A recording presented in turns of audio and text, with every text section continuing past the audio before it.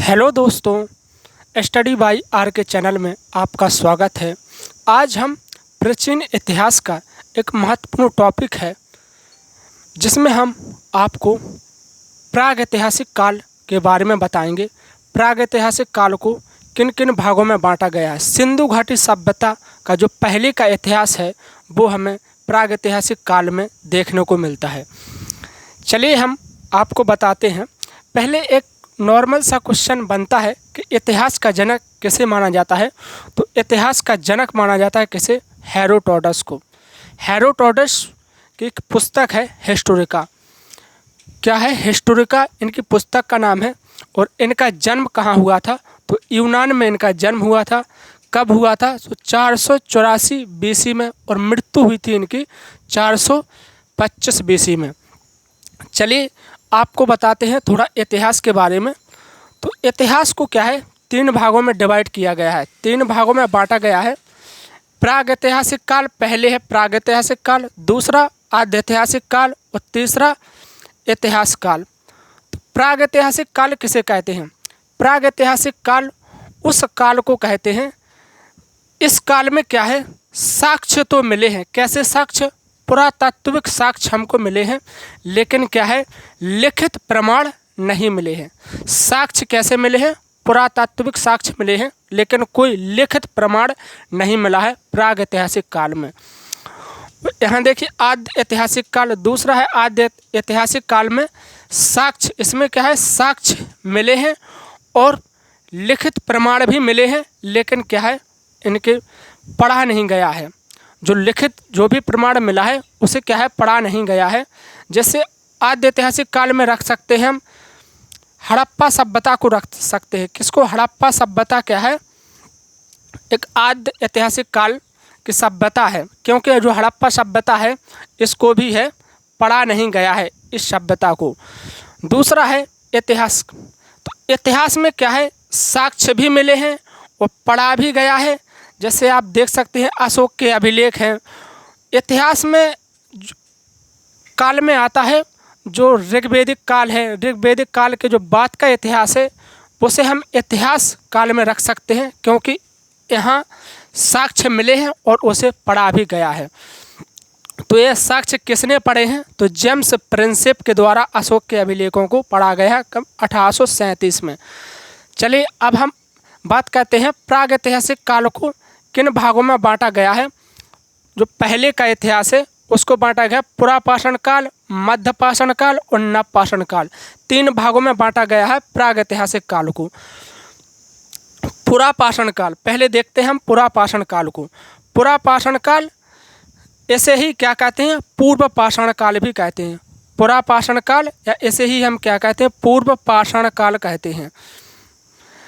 पुरापाषाण काल में क्या है, पत्थर का प्रयोग। तो इसमें पत्थर का प्रयोग होता था। कैसे पत्थर का प्रयोग होता था? पत्थर का प्रयोग किया जाता था हथियार बनाने में। जैसे यहाँ क्योंकि शिकारी, पुरापाषाण काल के मानव क्या थे, शिकारी थे।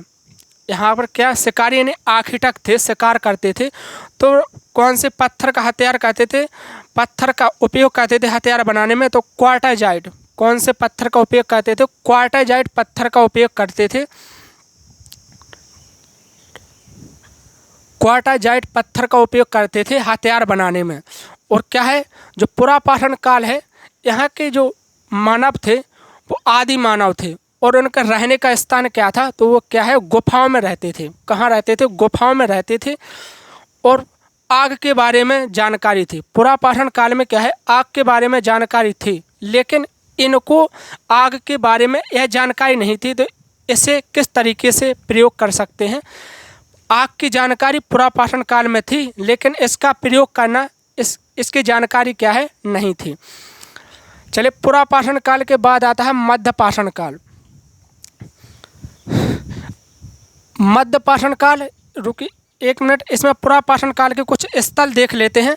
जैसे पुरापाषाण काल में स्थल भीमबेटका की गुफा, क्या है, भीमबेटका की गुफा होगा। भीमबेटका की गुफाओं से क्या है, चित्रकला के जो प्राचीन जो चित्रकला है पूर्व पाषाण काल की जो चित्रकला उसके बारे में क्या है हमें जानकारी मिलती है। भीमबेटका की गुफाएं कहाँ? मध्य प्रदेश में है। मध्य प्रदेश के कौन से जिले में है? तो यह है मध्य प्रदेश के रायसेन जिले में है। चलिए अब देखते हैं मध्य पाषाण काल। मध्य पाषाण काल का समय काल क्या है? तो यह रहा है 1000 BC से 4000 BC तक। 10,000 BC से 4000 BC तक इसका क्या है? मध्य पाषाण काल का समय रहा है। इसमें क्या है? तीर कमान का आविष्कार का हो मध्य पाषाण काल में हुआ है। और पशु पालन की शुरुआत भी मध्य पाषाण काल से हुई है। पशुपालन में सबसे पहले क्या है? कुत्ता को पालतू बनाया गया था। किस जानवर को? कुत्ता को सबसे पहले क्या है? पालतू बनाया गया था। और दूसरा था घोड़ा। तो कुत्ता के साक्ष्य कहाँ से मिले हैं? तो यह मिले हैं आदमगढ़ से। कहाँ मिले थे? आदमगढ़ MP मध्य प्रदेश से हमें पहले पालतू पशु कुत्ते के साक्ष्य मिले हैं।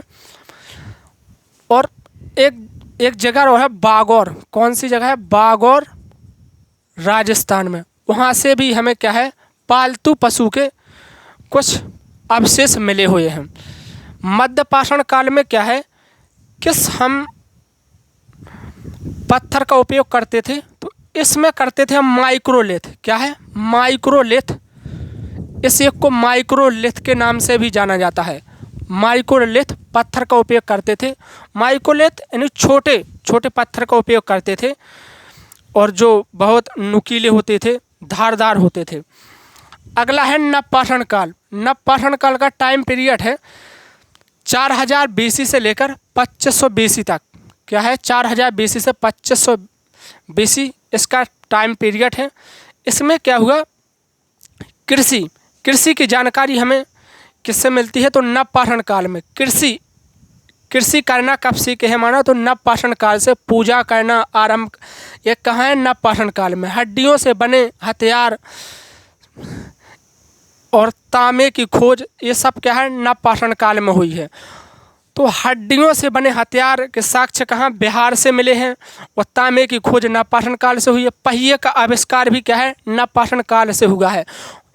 कृषि में जैसे गेहूं का साक्ष्य कहाँ से मिला है? मेहरगढ़ बलूचिस्तान पाकिस्तान से मिला है। और जौ की खेती भी का नवपाषाण काल में शुरू हुई है। धान की खेती का प्रारंभ साक्ष्य कहाँ से मिला है? कोल्लड़वा प्रयागराज से हमें क्या है?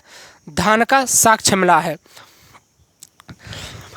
अब देखते हैं मानव का विकास कैसे हुआ है। तो मानव का विकास हुआ है, आप यहाँ देखिए, सबसे पहले मानव के साक्ष्य कहाँ मिले हैं? तो दक्षिण अफ्रीका से मिले हैं। फिर जावा द्वीप, चीन, जर्मनी, फ्रांस, इस तरीके से आधुनिक जो मानव है विकास, आधुनिक मानव का विकास हुआ है।